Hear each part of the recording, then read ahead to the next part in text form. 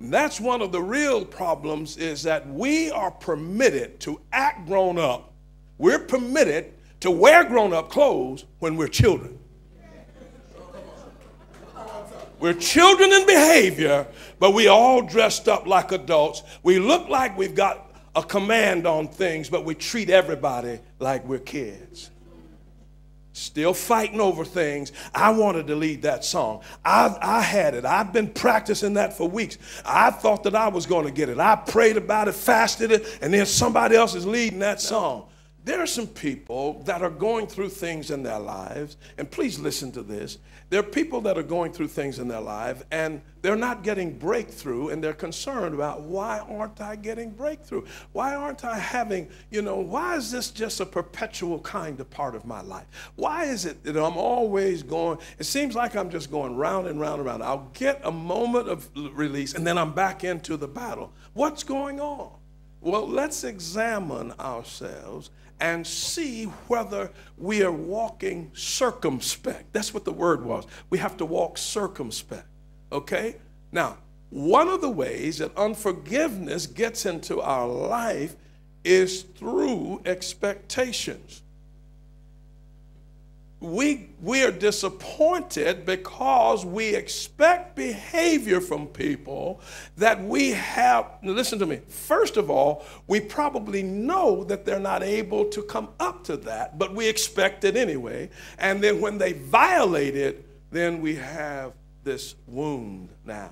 And the way we nurture the wound is say, I have to close them out. I can't have anything to do with them. And then they begin to say, well, what happened? What's okay? It's just best that we don't talk.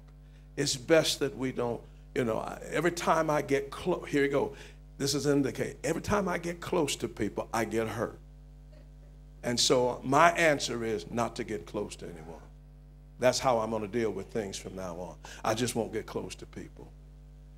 Well, for every decision to protect yourself, make sure you're not violating a command from God about how you're to relate to them. You're hurt, but you make the decision that the pain is not greater than the word.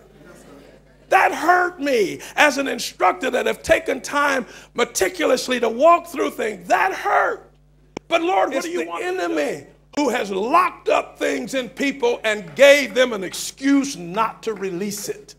But I want you tonight to examine what's on the inside of you that's keeping you from being on the inside of God and Christ being on the inside of you, and make a decision. Which is greater, what you have or what they want to give you? Because that's what's going to make the difference.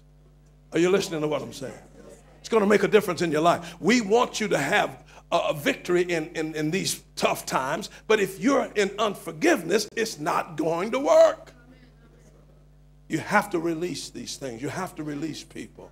He said, you got to walk in the word to do that. You got to put the word above your feet. People that are in unforgiveness will recreate their enemy. They're looking for somebody that act like you. Ladies, young ladies, young ladies, young ladies. That's why it's important. That's why it's important not to experiment with a bunch of folks in your life, because they can mess you up. Are you listening to me? They can mess you up. See? So just say, look, we'll be friends. How about us just being friends? Because we get into this boyfriend, girlfriend thing. That's just something I can't handle right now. I can't handle that, okay? So what happens is you'll let your guard down and they'll become a boyfriend, or she'll become a girlfriend, and she turned out to be a little, or he turned out to be a little, and then you'll grow up telling about, I'll never enter another relationship. Now you're 40 years old, telling me, Lord, I'm believing. But you've already made that inner vow. I'm not trying to be funny, I'm trying to help you.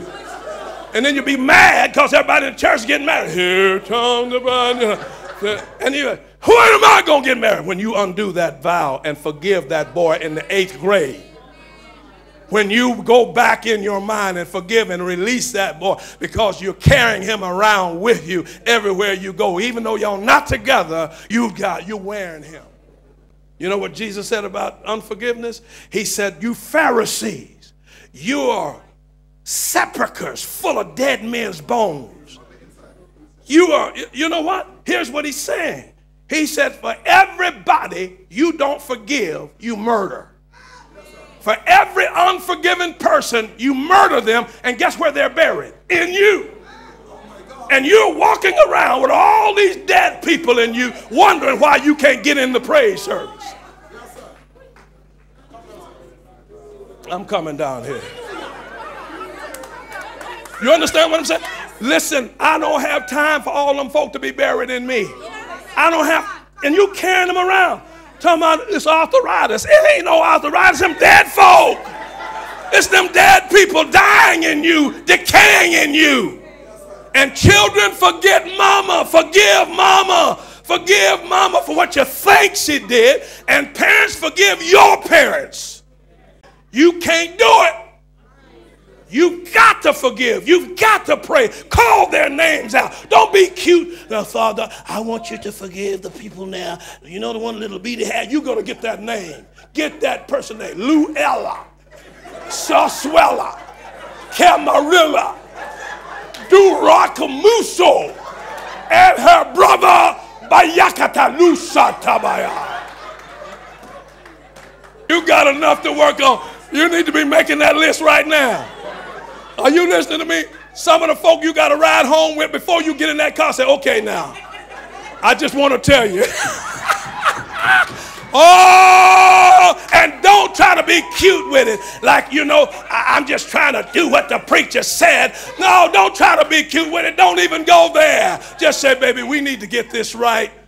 You may be my sister, but I've held against you. That lollipop you took when I was in the 9th grade, you remember that boy I liked and you took him to the prom? Get that mess out of you. Get it out of you.